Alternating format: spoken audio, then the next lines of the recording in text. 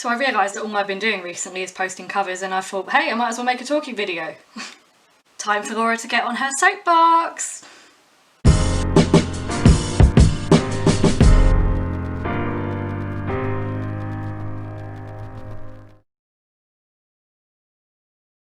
have tea. Tea solves everything, yay.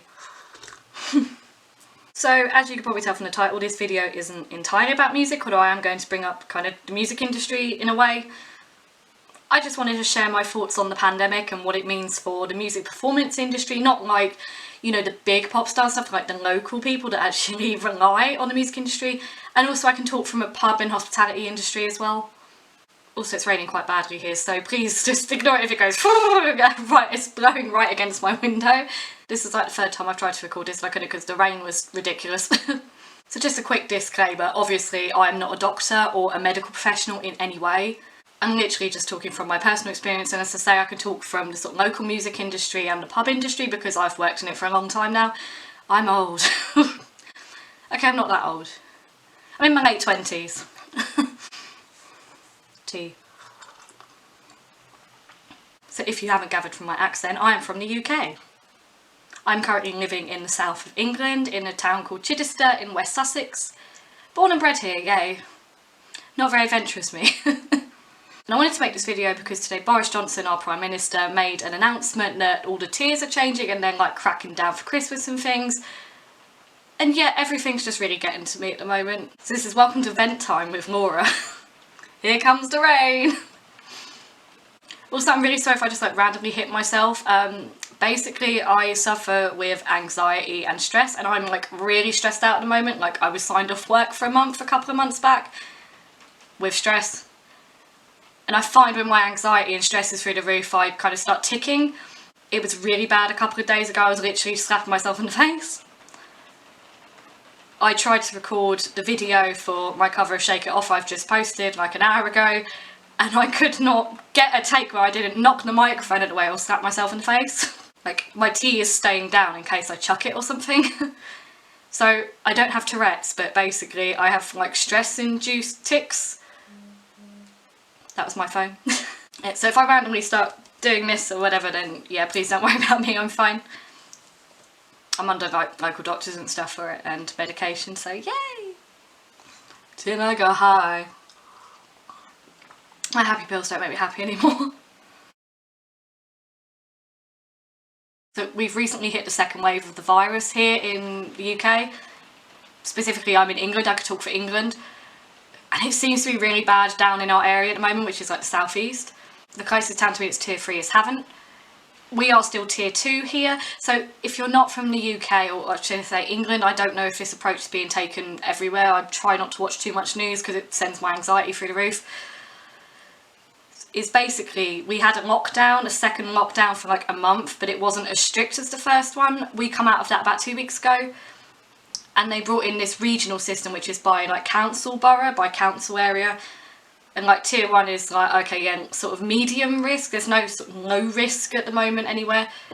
Tier 2 is like high risk, there's quite a few cases. Tier 3 is like, oh my god, it's going mental. And then today they brought in tier 4, which is like, oh my god, we're all gonna die.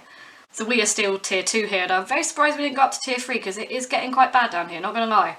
Anyway, I've literally been doing like 3 covers a day because I literally have nothing else to do with my pitiful life. So, a little bit about me if you don't know me or if you're new here. So, as well as doing music, I also work in a pub on the side, a local pub. I'm the assistant manager, and it's all changing hands soon, and there's a lot of stress at work and stuff. And after this lockdown that we come out of 2 weeks ago, they decided they were only going to open 2 days a week. So we have a thing called furlough pay here. I've been on furlough since it started in like March. And yeah, not gonna lie, it's been difficult. Obviously I can only talk from my own personal experience, but I know some of my like friends and family have really struggled as well, especially like with money. All of our incomes have dropped. I am literally in the 2 worst industries you could be in right now, which is hospitality and the arts. There's so much guidance and things we have to do to remain compliant to be able to open the pub. And I swear to God, it changes like every week. And me being management, I'm kind of in charge of it most of the time. So like if something goes wrong, like we had environmental health in last week for a spot check. Thankfully everything was fine. They said that we were one of the best pubs they'd been to. And I was like, yeah, that's because I'm in charge. Anyway, I'll get into more what we have to do in a minute. But anyway, my manager said this week they've decided to close the pub until after New Year, and we don't know when we're going to reopen. Basically because it's unviable. Yeah, last week we took just under £900 over 2 days. For a Friday and Saturday, that is absolutely abysmal. I mean, if you compare it pre-COVID, then yeah, although it's a difficult situation at the moment, I get it. I mean, pre-COVID Saturday, easily 6 grand. Pre-COVID Friday, easily 3 or 4. And with us being in an area that's tier 2 at the moment, we have to serve food for people to drink. So if people come in, they can't just have a drink, even like they can't just even have a coffee or a soft drink. If they come into us, they have to have like a full meal. And we were losing so much custom because we've literally got a Weatherspoons near enough right on our doorstep. It's literally, you can see it. If you come out of our front door, you can see it right up in front of you. I mean, like, I don't frequent Weatherspoons too much now because I like have no friends. But the thing is with Weatherspoons, A, they are so cheap. And the reason they're so cheap is because they literally buy all of their stock in bulk. So because they buy everything in bulk, they buy like, I don't know, 1,000 kegs of Foster's. They can then afford to sell it on cheap because they get a discount. That's how they do everything so cheap, because they have like hundreds of pubs across the country. So my pub's a little bit weird, is we have a lease agreement, a retail agreement with a certain brewery, which means we are not fully that brewery, but they do certain things and we do certain things on our own. So yeah, our prices are a little bit higher, and the area I live in is quite expensive anyway. Also, the area that I live in, the town I live in, a lot of people like come here to retire or to die, I don't know. That's really mean. Actually, basically there's just a really high population of over 70s, like senior people. And actually they're the ones I've had the most problem with, I found, not following the rules. See, there was a lot of stick a few months ago. Everyone was blaming young people for the rise in cases and stuff. And I was like, well, hang on a minute. The main people I've had to keep going over to remind them to, you know, wear a mask or socially distance and things like that are the older people. And I'm not saying it was everyone. There was a few younger people. I had to call the police on the last night we were open before the lockdown because there was a group of, say, 12 lads that were sat on 2 tables. So we have this thing called the rule of 6. You're not allowed in a group of more than 6. But if you're in a group of more than 6, you can have 2 tables as long as you don't mingle or mix.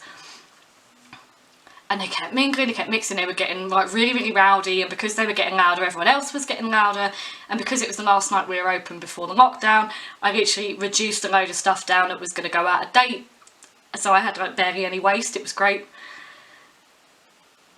But I had to go over this so many times, and by like the 4th time I'm like, okay guys, I've had enough now, you need to leave because you're not following the rules. I can get in trouble if I don't enforce it. It's like a 10 grand fine, right? Anyway, and then they were getting aggressive towards me. Like, I've been doing this a long time, like nearly 10 years. I've been called everything under the sun. I got told by someone who was waiting for service, because it's all table service at the moment. We've never done table service. It was a Saturday night. We were absolutely heaving. It was Halloween night, actually. It was Halloween. Absolutely heaving. Place was at capacity. And our capacity is like 86 now compared to like 386 as it was before COVID. And there was literally only 3 of us on. One of my team members is really inexperienced on bar. And people were being really nasty to them as well, and they just took it completely to heart and near enough had a breakdown on me.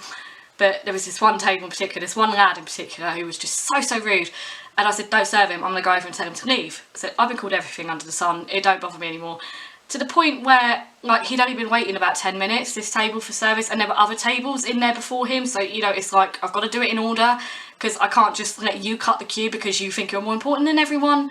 Anyway, he then turned around and said, oh, maybe if you weren't so fat, you'd move quicker. And I'm like, maybe if you weren't so rude, you might get served. Get out of my pub. Just, don't bother me. You do get a thick skin working in pubs. And what I've come to realise as well is people, when they're drunk, are completely different to when they're sober. So, like, if you come in to apologise next day, I'll come in, like, the week after for a drink. You know, it would have been fine as long as he wasn't rude to me again. Second time, if he's rude to me, then yeah, it's like, yeah, you're 3-month ban, you're barred. Go off. Yeah, that was a really horrible night, and I ended up having a seizure after I left, a stress-related psychosomatic seizure, whatever it's called. Anyway, yeah, I've really not been well the past few months, but hey-ho. Anyway, after this lockdown, so we've literally been open like 2 weeks, 2 days a week, and it's just, we're not even covering our overheads, let alone staff wages. It's ridiculous. But then I think people are a little bit reluctant to, like, come out. They're scared of the rising cases and scared of the virus and stuff, which, yeah, I get. To point out, I have had it. I had it back in March. I was one of the first people, I was like the 2nd person to be admitted to the hospital here where I live. I'm not too sure where I got it. I was at a concert in London at the end of February, but that was more than 2 weeks before I come out with symptoms, so I don't think it was there. I think, having narrowed it down, it was in one of my local supermarkets. I probably picked something up and that. And this was before the first lockdown as well, so this is before it went completely poof. Yeah, I was really quite poorly, not gonna lie. So just talking from personal experience, and I've got GCSE science, so yay. Actually, I've got all 3 of mine separately. I didn't do double award like most people. I did triples. So I've got GCSE biology, GCSE chemistry, GCSE physics, and my one like regret in life is I wish I took chemistry further and did chemistry for A level, because I loved it. But I wanted to do government and politics instead because I'm just insane. So yeah. Thankfully, I was really poorly. I was like the sickest I've ever been in my life. However, I didn't have to be ventilated or put in a coma or anything, thankfully. I had to call the paramedics on the 4th day I was ill because the pneumonia, the viral pneumonia kicked in. I couldn't breathe properly, and I live on my own, and I was like panicking because I couldn't breathe properly. And it doesn't help with, you know, my anxiety, and I'm prone to stress. I've also have a history of panic attacks. I was basically having a panic attack on top of it, which meant I couldn't breathe even more when I couldn't breathe properly in the first place. Yeah, it was horrible. So the paramedics, or the ambulance people, come out and they took my oxygen levels, and my oxygen stats had dropped down to like 70% or something daft. So they were like, yeah, we've got to take you in for oxygen therapy. I was literally in hospital for at most like 12 hours. But that's when I was swab proven that it was the virus. Whereas now you can just get a test delivered to your home if you have symptoms. Back then in March, you could only get a test here if you were hospitalised with it. So the numbers actually are probably a lot higher that we've had, because there's a lot of people who had it back then who couldn't get a test because there was so few and far between. And thankfully I made a full recovery, although it did take me about 4 weeks. And then I recently had to go in because I've got this thing with my chest called costochondritis as well. I am wondering if that's maybe a kickback from when I had the virus, from where I was coughing so violently and coughing so badly that it's inflamed all of the cartilage in my chest. But then I would have thought it would have flared up before now. But then stress can be a flare as well. And this was around the time that I got signed off work because I was so stressed out with everything that was going on. Anyway, as I said, I am in the 2 worst industries possible at the moment. The hospitality and the arts. And the thing is with hospitality is that I think people are worried about coming out, especially like with Christmas and the holidays and everything. You know, they want to make sure they're well enough to go and see their family, although that's been changed today here. Originally they said you could have 5 days for Christmas, and now it's like, yeah, you can mingle up to 3 households for 1 day, and that's Christmas Day, and that's it. And if you are in tier 3 or 4, then you don't mix, that's it. So thankfully I'm still alright to go and see my mum, dad and brother, and I'm isolating for the next week just to make sure I'm fine. Because what concerns me is where I've had the virus, I also had a positive antibody test a couple of months ago, so I have got the antibodies for it, is that if I was to come into contact with someone who has the virus, is I'm likely to carry it but be asymptomatic. I guess that's how it works, because I would be able to fight it off, and then like if I passed it on to someone else, I'd never forgive myself, because I get how horrible it is. So I think the problem, as I say, with hospitality is people need to get out and go and have a meal. And I noticed, as I said, everyone's income's dropped. Like, where all of my music stuff has dried up. I'm not teaching so much now. Well, I'm not teaching at all at the moment. I was teaching music theory and a bit of recorder and a bit of guitar before all of this, as well as like tutoring for music A level stuff. But the problem is now with that side of it, the music teaching side of it, is a lot of professional musicians, professional performers, people who play in orchestras and stuff, because there's no events, they're now teaching. So the market is completely saturated for music teachers. So I'm just like, I'm going to remove myself from this until we are back to some sort of sense of normality. But the majority of my music income came from performances, mainly my DJing and the odd live event. I might session keys or drums or guitar for a band, you know, that would be good money. Transcription work, I used to do transcription work for orchestras, like arranging stuff for a 16-part jazz band and things. And where there's no events at the moment, people can't meet up because, you know, it's distancing and stuff, that's all completely dried up. I've literally had no income from music all year, near enough. So I've been relying on the pub, and my furlough money, I'm not going to lie, is not great, because they took an average of what I did because I'm on a 0-hour contract, which is what I wanted, so please, no hate. The average was completely skewed, where I took some unpaid leave at the end of February. So I had about 3 weeks worth of pay that was 0, completely skewed it. Basically my income has dropped by nearly £1,000 a month. Yeah. And now they've decided to close our pub over Christmas into New Year. God knows when we're going to reopen. And yeah, I'm just really stressed out about it. I'm getting so fed up, not going to lie.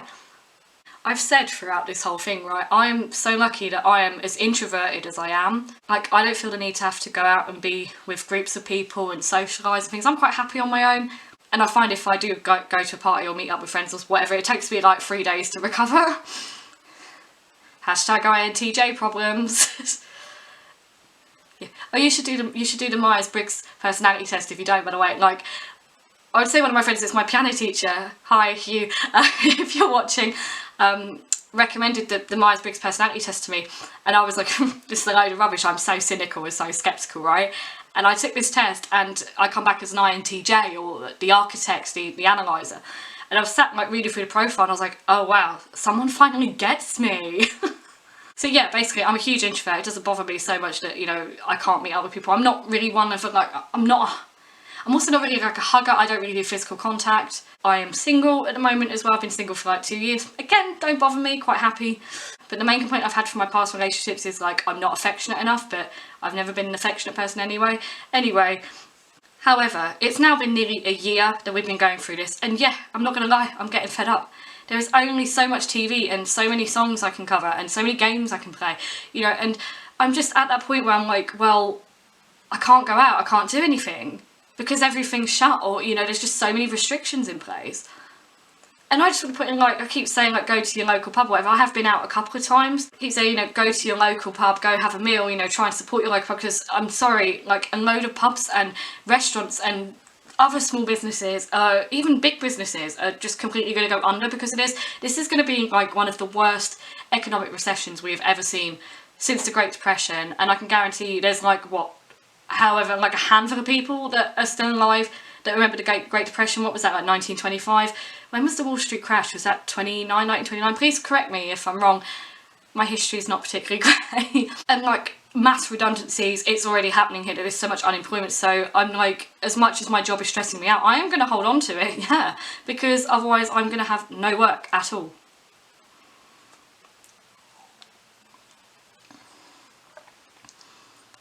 But with all the regulations and guidance that we have in pubs, I could talk because I'm a manager of a pub, or assistant manager, they are literally one of the safest places you could be. The amount of cleaning we've got to do, it's ridiculous, but in a good way.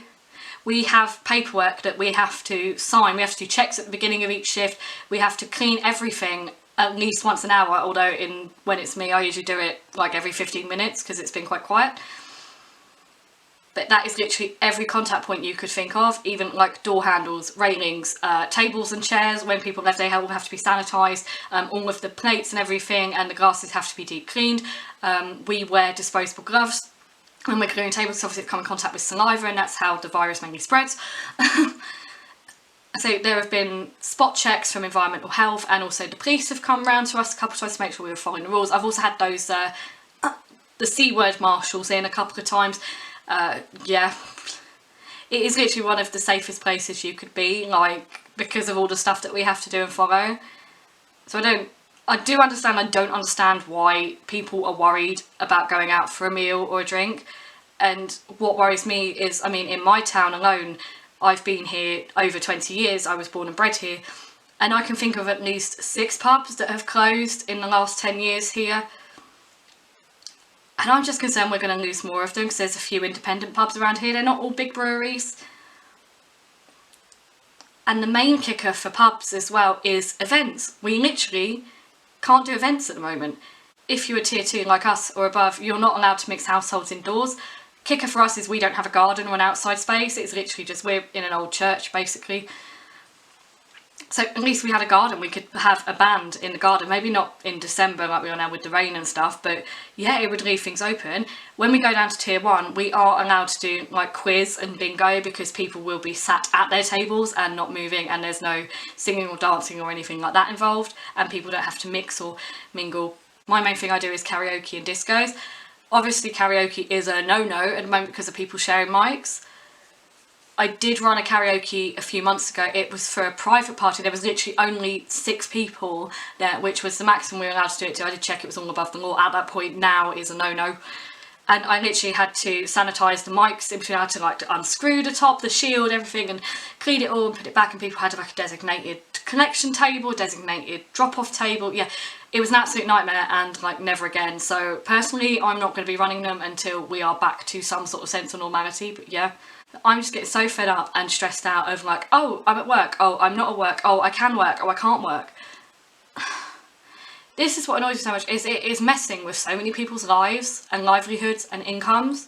As I said, there is only so many songs I can cover, there is only so many things I can do. I can't even go out with my camera and do photography at the moment because, you know, the rain, it's a very expensive camera. I'm not risking it with the rain, hell no. There's only so many games I can play. And I'm one of these people, like, after a few hours I just get fed up. Like, I have access to like Netflix, Prime, Crunchyroll, Disney, YouTube, I watch a lot of as well. And yeah, I just find myself getting fed up after a couple of hours, just being stuck in looking at the same four walls. But I did recently get into XFiles. If you haven't watched XFiles, you should, it's so good. Like, I'm a huge fan of Supernatural, and if you haven't watched Supernatural, you should watch Supernatural too. Supernatural was on Prime, but I think they've taken it off now. But all of the XFiles, apart from the two films aren't, you have to rent them, are on Amazon Prime here in the UK. But seriously, like, it's amazing. And I'm like, oh my lord, how have I not watched this before? It's so good. Completely my sort of thing. I don't really do comedies, I'm more sci-fi horror, so yeah, like right up my street. I've literally just got onto the film and then I'm going to start series 6. And I'm like shipping Mulder and Scully so much. I have been since like episode 2. Please tell me they get together. Oh no, actually, hashtag no spoilers, no spoilers. But I hope they get together. I'm literally like, please tell me you guys have watched The Vicar of Dibley. If you haven't, I think it's on Netflix here. If not, you need to watch it. It's a little bit dated now, but it's so, so funny. And Dawn French plays a vicar called Geraldine Granger, who's just really funny, and a lot of the villagers are a little bit ditzy and stuff, and have their own little quirks. But anyway, there's this bit, I think it's in like series 2 or like one of the specials or something, where Hugo and Alice, who are like two of the other main characters, Geraldine's basically playing Cupid, trying to get them together. There's this scene where she gets them together at her house in the vicarage, and she's trying to get them together, and that is literally me right now, because I'm literally sat here with like Mulder and Scully, and I'm like, for heaven's sake, just kiss, you morons. And I can see like why it was such a big thing at the time. And also David Duchovny is like completely my type, so I'm just constantly swooning over him. I also watched Aquarius that he's in. That's on Netflix here in the UK. That's only 2 seasons mine, which is about Charles Manson. He plays a policeman, and that was filmed like 4 years ago, and I was like, not gonna lie, still would. Anyway, I have literally watched seasons 1 to 5 of the X-Files in a week. That's like over 120 episodes, and they're like 40 minutes each, 45 minutes each. Because I literally have nothing else to do with my sorry little life at the moment, because I'm just stuck indoors with nothing to do. And I know a lot of people in the same situation, and I just need to vent about this.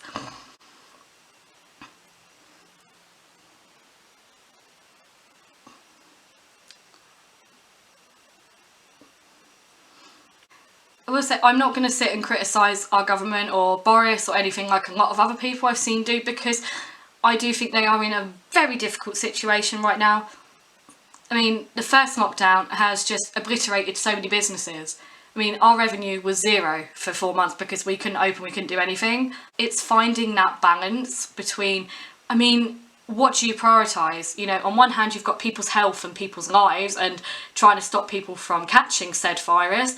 And the easiest way to do that is to isolate people from each other, obviously stop contact and stuff. And then on the other hand, you've got the economy and businesses and things, because if you shut everything down, there's going to be no money going in the economy, people are not going to be spending in it. And I think the only people who have actually come out all right from this are like food places, supermarkets, like, you know, good old Tesco's, although they're massive anyway, and pharmacies. Everyone else has been hit in some way or another, and the worst one is the hospitality industry, because it's classed as like non-essential. And the other worst one is the arts, things like theatres, cinemas and stuff. And I mean, just consider lockdown without any arts, the amount of stuff you've been binging. As I say, I watched 5 seasons of the X-Files, over 120 episodes in like a week. Where would we be without the arts, without music, without films, without literature? Anyway, that's the point for another time. So yeah, as I was saying, I think the government, or every government across the world, has got that really difficult decision, is, you know, finding that balance between, as I say, people's health and people's lives and the economy and businesses, and keeping the economy moving. As I say, it's going to be the worst recession we have ever seen, and probably will ever see in our lives. And I think we need to prepare for that. And I think a lot of people don't comprehend the impact this is going to have for years and years to come. So I studied government and politics for A-level. There was a little bit of economics in there, so I do kind of understand it to an extent. But again, I'm not an expert. I'm not a medical professional, nothing. I'm just voicing my thoughts on this. As I said, I'm not going to sit and criticise our government like a lot of people are saying. However, I will say I think the measures they've brought in, they have done it too late. They are going through things that we've never seen before. Of course, the last big sort of pandemic we had was Spanish flu, which was, 1918? Again, there's even less people who are alive now who remember that. And they would have probably been babies if they'd, they'd be like 102 now if they were born in 1918. So I do think we were underprepared for something like this. And I know they have been warning that something like this was going to happen. We had a complete lack of PPE here, although that has now sort of been sorted. The whole testing situation to begin with was awful. And I think the numbers that we see every day on the news are not actually a true representation of the number of people who have had this, because of the amount of people that could not get a swab test back at, when it first came about in sort of March, April time. And now we have a vaccine, possibly 2 vaccines. I think they're looking at doing the Oxford one this week. But they're like, yeah, we've got a vaccine. But what a lot of people don't realise, is the supply is not going to meet the demand, at least to begin with, because everyone needs a vaccine. What makes this virus so dangerous, or so dangerous to begin with, is that no one has antibodies, no one has immunity to it, so everyone needs a vaccine. So let's talk about herd immunity.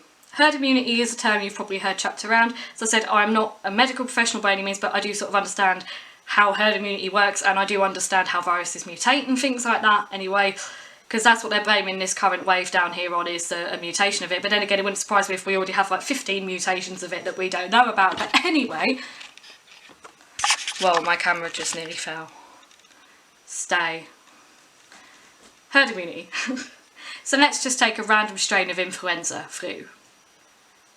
So you come into contact with a random strain of influenza. Say maybe 2/3 of your or 66% of your population have already had that strain of influenza. Therefore, they will be immune to it. They will have antibodies, although they only last for a certain amount of time, so maybe not. That is herd immunity. And the 2 ways you get herd immunity is either, say, at least 2/3 of your population have had said disease, or you have a vaccine. And as I said, a lot of people don't realise, they're like, yeah, we've got a vaccine, things will go back to normal, like, by next month. No, because the supply is not going to meet the demand at first. So the first people that will be vaccinated are like the seniors, the elderly, people with underlying health conditions, people who are clinically vulnerable, that sort of thing.